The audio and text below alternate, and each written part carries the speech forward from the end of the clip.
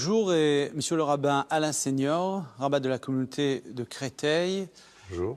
Nous allons parler aujourd'hui sur le symbole de la synagogue. D'abord, on va essayer de comprendre c'est quoi la synagogue. Beaucoup des citoyens passent à côté d'une synagogue. On ignore la signification, l'histoire. Quand est-ce que ça commence, ce lieu de prière qu'on appelle aujourd'hui synagogue? On va expliquer aussi la signification en hébreu, le synonyme en hébreu, tout à l'heure, Bet HaKnesset, la maison des rassemblements. On va essayer de parler de symboles forts que nous trouvons dans toute synagogue, en France et dans le monde entier. Par exemple, la menorah, les candélabres, une lampe éternelle qui est toujours allumée, reste allumée jour et nuit à la synagogue. Pourquoi ? On va voyager aujourd'hui à la synagogue, on va rentrer aussi dans l'arche où on va trouver les rouleaux, les parchemins des Pentateuques, des 5 livres des Pentateuques. Vous allez nous expliquer le pourquoi. En même temps, on pourra visiter le lieu où les hommes sont assis, les femmes sont assises, pourquoi pas ensemble. On va essayer d'aborder toutes ces questions. Quand est-ce que ça commence, synagogue? On sait qu'avant, nous avons prié dans les temples. Tout d'abord, je suis heureux que cette émission ait pour cadre cette magnifique synagogue de la Victoire, qui porte si bien son nom, lieu emblématique de la vie parisienne et au-delà. Et pour peut-être saisir l'essence des choses, je propose de faire un saut dans le temps, très très haut. Oui. Nous sommes après la sortie d'Égypte. Les enfants d'Israël marchent dans le désert, Oui. vont au mont Sinaï pour recevoir la Torah, et un accident malheureux, la faute du veau d'or, va provoquer un éloignement de la présence divine du peuple d'Israël. Il va y avoir une réconciliation entre Dieu et le peuple d'Israël qui se manifeste par un lieu dédié à la rencontre entre le peuple d'Israël et son Créateur. Cet endroit, ce sera le Mishkan, ce qu'on traduit en français par le tabernacle. Une sorte de temple portatif qui va cheminer avec les Hébreux dans le désert. Plus tard, beaucoup plus tard, 480 ans après la sortie d'Égypte, ce sera le roi Salomon, Shlomo Amelech, qui matérialisera dans la pierre ce frêle temple portatif dans le temple de Jérusalem, détruit par Nabuchodonosor, roi de Babylonie, 70 ans d'exil, retour en Israël avec Ezra et Néhémie, construction du second temple, et puis en 68, pour la tradition juive, 70 pour les historiens, destruction du second temple par les Romains, qui s'ensuit par un exil immense de tous ces Juifs qui vont sillonner les routes du monde entier. Je comprends bien qu'en premier temps, le tabernacle a une signification de la synagogue d'aujourd'hui. C'est un lieu de prière, de recueil. Et vous parlez de la destruction du premier temple, le temple de Salomon, moins 586. Et les Juifs sont en diaspora. En Babylonie. Il n'y a plus le culte des temples où on prie. À ce moment-là, effectivement, je crois qu'il faut se remettre en situation. Le temple de Jérusalem, c'est un lieu central, qui est un lieu de rencontre, comme je le disais, entre le peuple d'Israël et son Créateur, avec Dieu, lieu de sacrifice, lieu de rendez-vous important pour ce qu'on appelle les 3 fêtes de pèlerinage. En automne, la fête de Sukkot, la fête des cabanes. Au printemps, la fête de Pessah, symbole de la sortie d'Égypte, la Pâque juive. Un peu plus tard, la fête de la Pentecôte, rappel du nom de la Torah.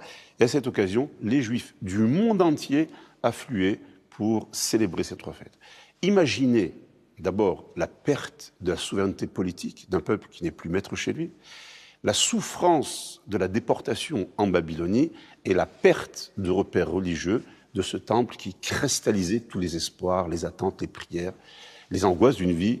Et donc les sages, qui portent si bien leur nom, vont substituer le temple de Jérusalem par un autre lieu, plus modeste, moins rayonnant sans doute, mais on l'a dit tout à l'heure, Bet Knesset, lieu du rassemblement.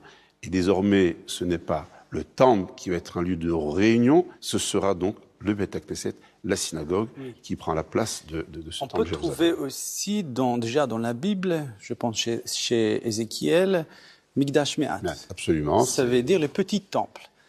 C'est un Bet Knesset, lieu des rassemblements, évidemment parce que le temple était un lieu qui a rassemblé tous les peuples d'Israël, par leurs différences évidemment, et qui a rassemblé les nations aussi, qui pouvaient aller à Jérusalem. Et là, après la destruction, il faut qu'on trouve une autre réorganisation de la communauté qu'on appelle synagogue. À l'époque du temple, est-ce qu'il y avait une prière quotidienne?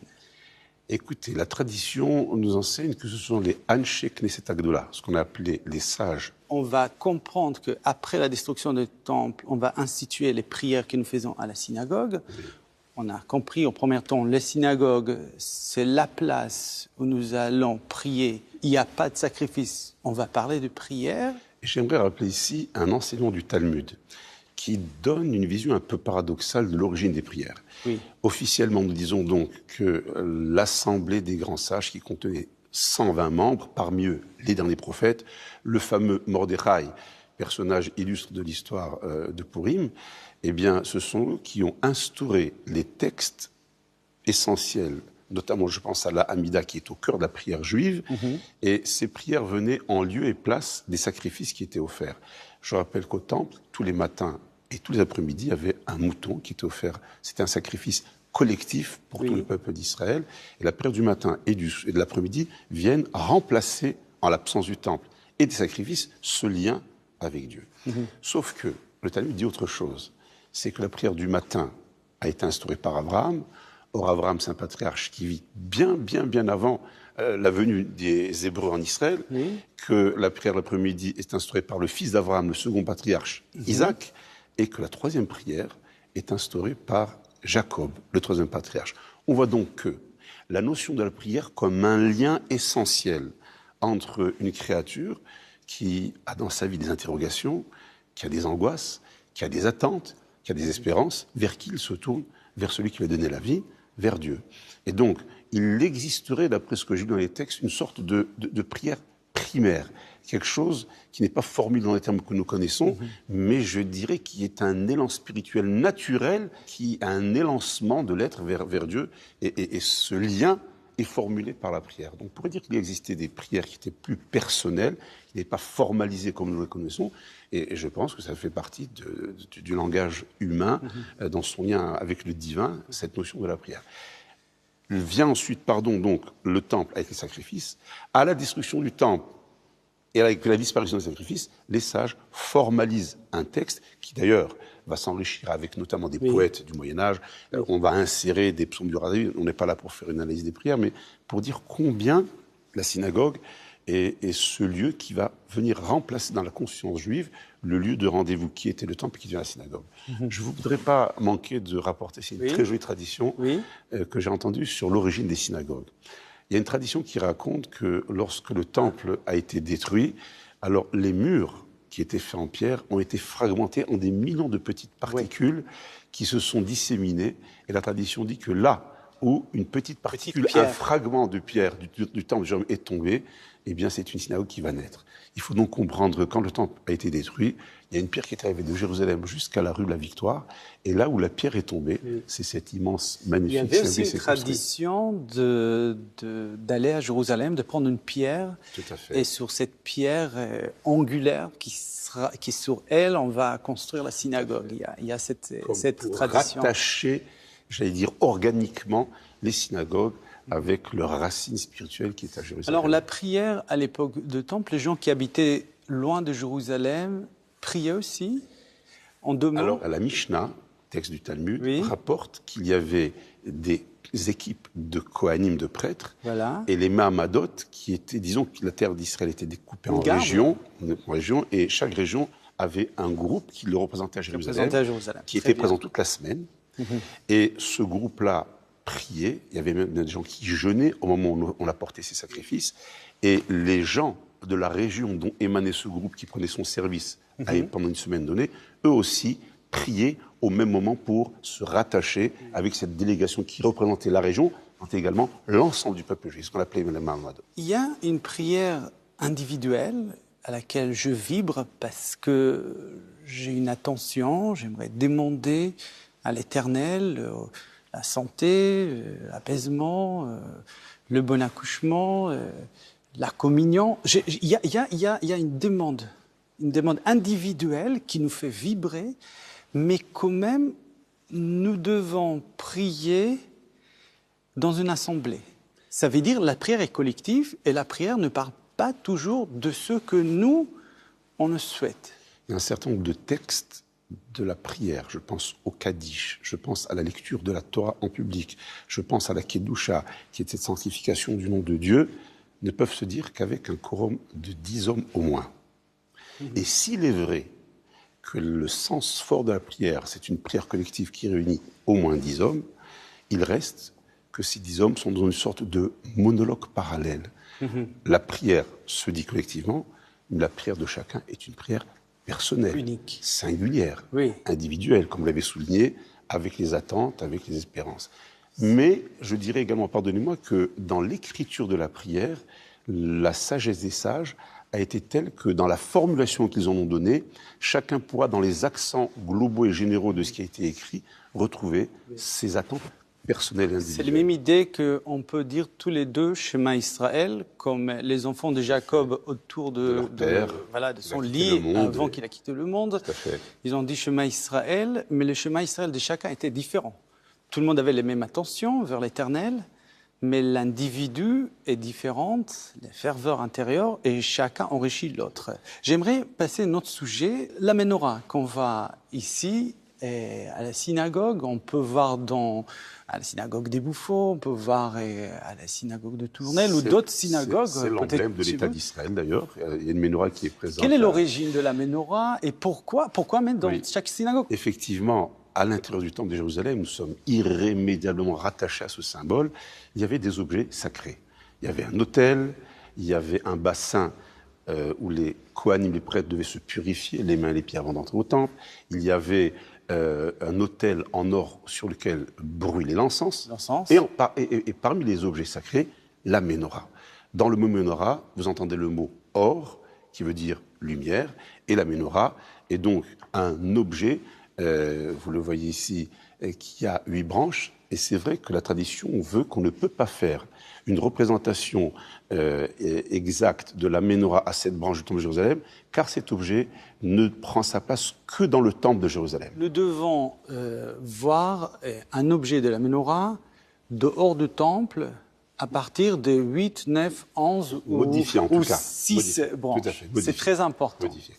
La menorah originelle est un axe central autour duquel se rattachent 6 branches, ce qui donne évidemment 7 branches. On pense tout de suite aux 7 jours de la création, avec un axe central qui est le Shabbat, 3 jours qui le préparent, donc mercredi, jeudi, vendredi, 3 jours qui le suivent, dimanche, lundi, mardi. Et cette menorah, dans le sens le plus basique, est une combinaison de ce que la lumière, car la menorah porte le or, porte la lumière, donc c'est un porte-luminaire. Il y a cette notion donc de la dimension spirituelle. Cette spiritualité doit transcender les 7 branches qui représentent le temps. Le 7 qui est la nature peut être aussi les différentes doctrines des sagesses qui existent. Les 7 formes, oui, tout à fait. Voilà, tout à fait. dans les mondes. C'est cette forme de sagesse. Et au milieu, il y a cette lampe qui est la métaphysique. Les dieux, ça veut dire que dans la nature, on peut trouver la lumière de Dieu.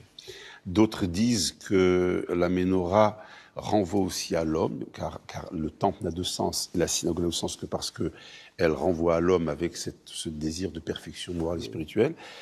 C'est que l'homme perçoit le monde par 7 capteurs sensoriels, qui sont les 2 oreilles, les 2 yeux, les 2 narines et la bouche, la parole. Et donc, la menorah, c'est aussi une manière d'éclairer ces capteurs sensoriels qui me permettent d'avoir une conception du monde. Je n'oublie jamais de faire un réglage de ces capteurs par rapport à ce que la menorah peut dire en termes de lumière, d'éclairage dans la connaissance et la sagesse du monde. On parle souvent aussi la lumière comme celle de la Torah orale.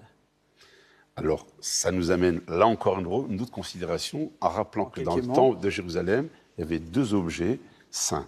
Il y avait l'arche sainte dans laquelle étaient déposées 3 choses.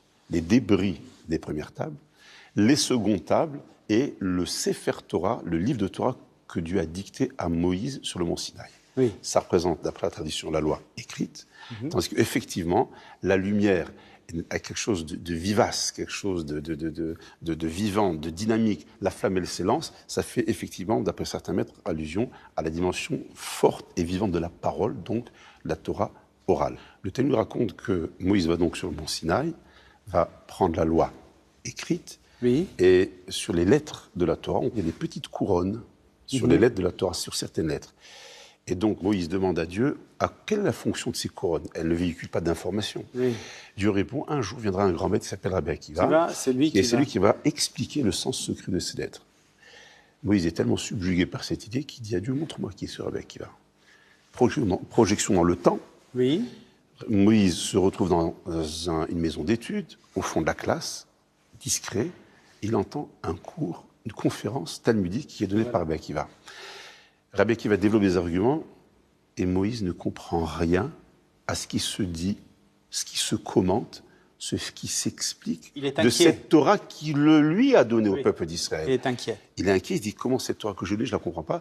Et puis à un moment, c'est ça qui est c'est un peu l'humour du Talmud. Un élève dit à Rabbi Akiva, ce que tu nous dis, d'où tu le sais? Et il répond, Halacha les Moshe Mishnaï. C'est un enseignement qu'on a reçu de Moïse. Moïse ne comprend pas, mais il se trouve rasséréné d'être l'auteur d'une Torah qu'il ne comprend pas. Et je crois que c'est le Maharal de Prague qui dit que la difficulté qu'a eu un Moïse, c'est pas de comprendre la Torah, puisqu'il est le maître, il est Moshe Rabbeinu. C'est le titre qu'on décerne, il est Moïse, le maître par excellence.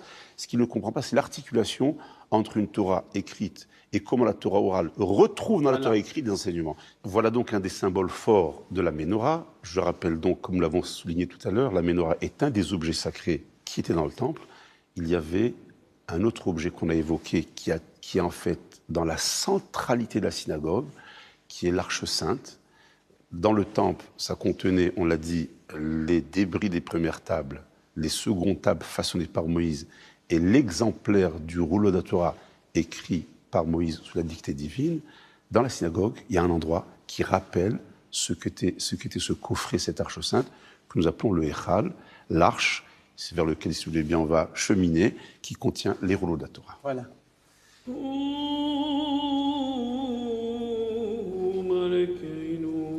Voilà, nous sommes arrivés dans l'arche sainte de la synagogue, le lieu qui est le plus sacré, on peut dire, qui nous rappelle un petit peu le temple de Jérusalem, le Saint des Saints, où il y avait l'arche de l'Alliance. Et c'est effectivement le cœur battant de la synagogue, l'endroit le plus sacré. Nous avons devant nous plusieurs exemplaires qui sont absolument identiques les uns aux autres de ce que nous appelons les rouleaux de la loi de la Torah.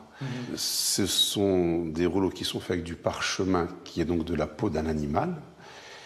Sur ce parchemin, un texte est écrit par un scribe de manière manuelle. Il est interdit d'imprimer ça par la machine. L'écriture de la Torah est une écriture qui se fait par la force de l'individu avec une encre, tout en respectant de manière très minutieuse la calligraphie des lettres. Ces rouleaux sont donc l'exacte réplique de ce que Dieu a dicté à Moïse sur le mont Sinaï. Et c'est ce qui donne ce côté sacré à ce lieu, parce qu'il est dépositaire de la parole divine. Alors, la tradition dit qu'un juif ne doit pas être détaché plus que 3 jours de l'étude. C'est pourquoi, dans la tradition, il a été instauré que l'on sorte le lundi matin, le jeudi matin, le rouleau de la loi, pour une petite lecture publique. Oui. Et à nouveau, le rouleau de la loi sont sortis le Shabbat matin, le samedi matin, où là, il y a la lecture du péricope, et à nouveau le Shabbat après-midi. Ça veut dire les moments qu'il y a la lecture de la Torah, les jours que nous avons la lecture de la Torah, nous rentrons dans l'Arche Sainte. Oui. C'est le gardien de la Torah, c'est le lieu dépose, voilà. Qu'on dépose. Ouais. Ces jours-là, nous descendons avec les rouleaux de la Torah et vers l'Assemblée. Tout à fait. On met le rouleau sur une table. Sur une table particulière. Voilà. Le rouleau est ouvert. Qui lit la Torah? N'importe quelle personne qui est capable de lire dans la Torah est invitée à le faire. C'est vrai que dans la tradition, dans beaucoup de synagogues, il y a un chantre, un ministre officiant qui est désigné d'office, Mais si d'aventure un fidèle souhaite faire une lecture au moment où il va donc lire dans la Torah, il est tout à fait habilité à le faire. Merci. On va continuer notre voyage.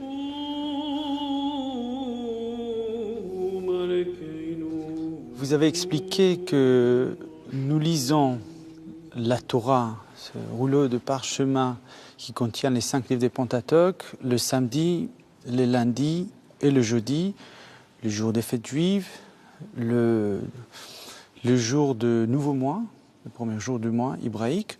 Là, nous avons devant nous un parchemin ouvert avec, qui est écrit à la main. J'aimerais peut-être dire un mot sur la symbolique que peut représenter ce parchemin sacré, dont je rappelle qu'il est écrit par la main d'un scribe, n'est pas imprimé.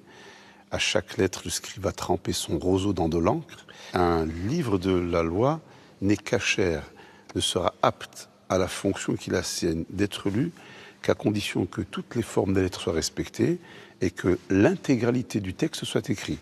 Je rappelle le contenu de ce rouleau sacré.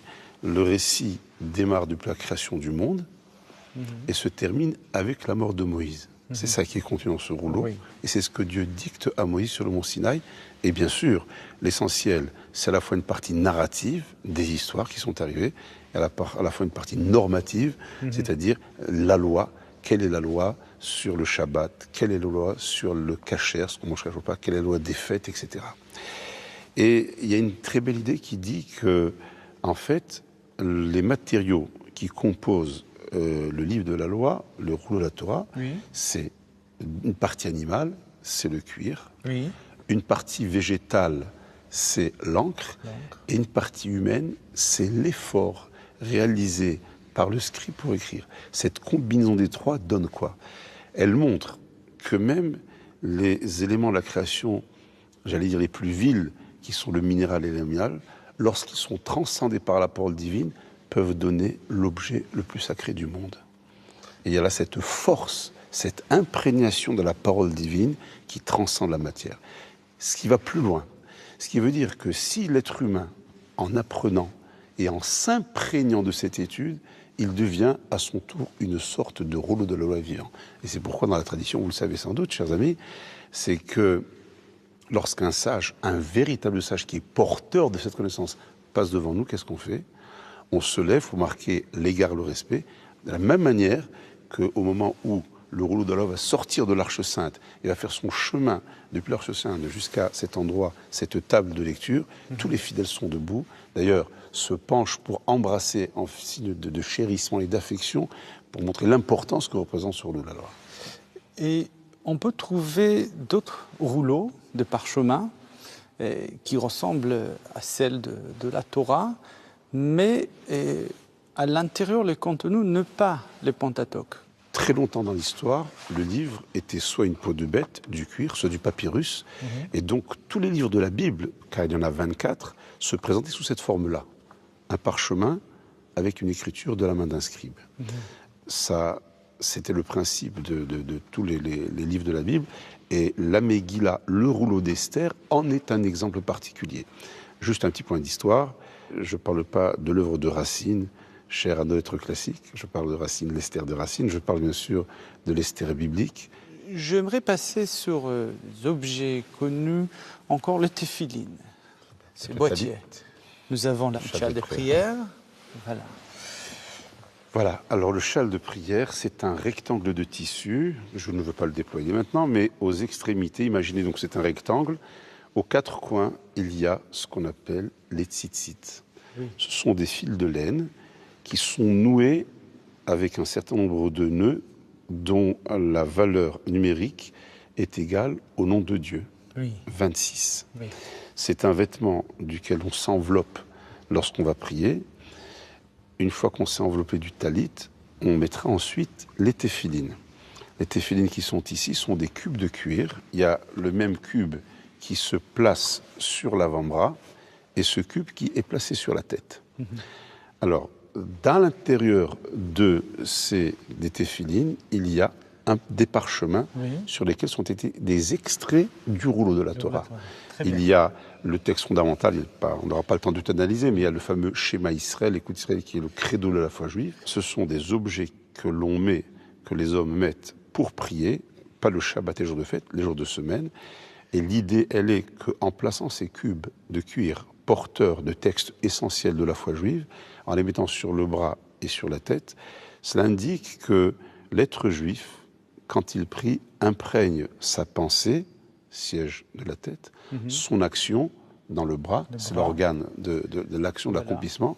Tout cela est sanctifié par les textes, et ce qui veut dire que ce que je vais penser, ce que je vais concevoir tout au long de la journée, ce que je vais réaliser avec l'organe du bras, qui est donc la raison, tout cela doit être réfléchi et placé sous le signe de la conception juive, qui attend de nous moralité, intégrité, authenticité, respect, bref, toute la valeur universelle. Et quel message vous aimeriez donner à un homme qui ne connaît pas ce lieu des prières, ces symboles de prière? J'aimerais dire que je suis heureux que cette émission ait permis d'ouvrir les portes d'un lieu saint pour la tradition juive qui est la synagogue, qui est souvent un lieu inconnu de nos amis juifs, parce qu'ils n'ont pas souvent l'occasion, ou jamais l'occasion d'y rentrer, croyant qu'ils ne sont pas les bienvenus. Et le verset des prophètes qui me vient spontanément à l'esprit, qui est gravé sur le fronton de beaucoup de synagogues dans le monde, qui beti bet tifila ikare lechol ha'amim, car ma maison sera une maison de prière où seront appelés tous les peuples du monde.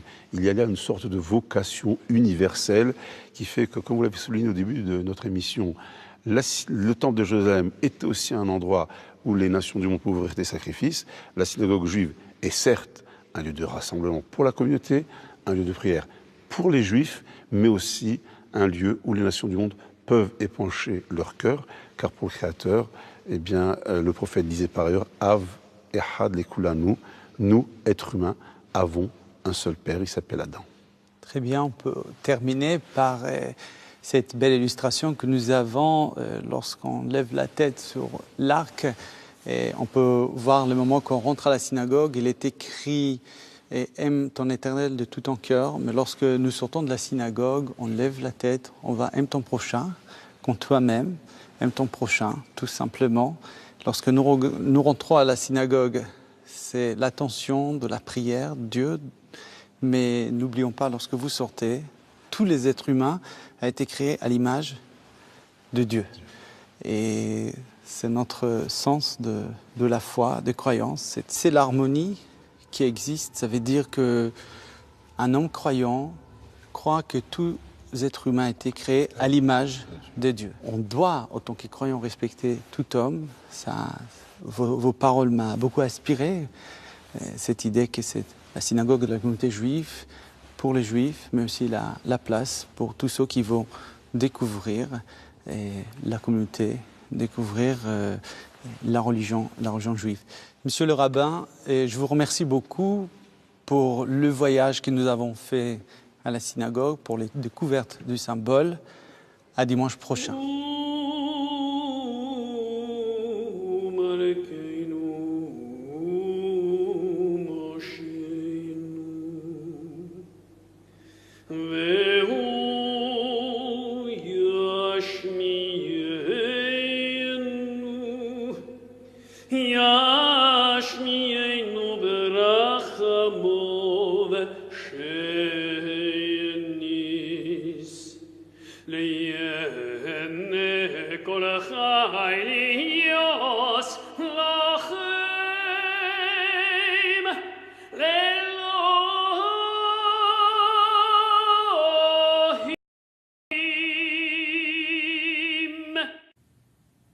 À l'occasion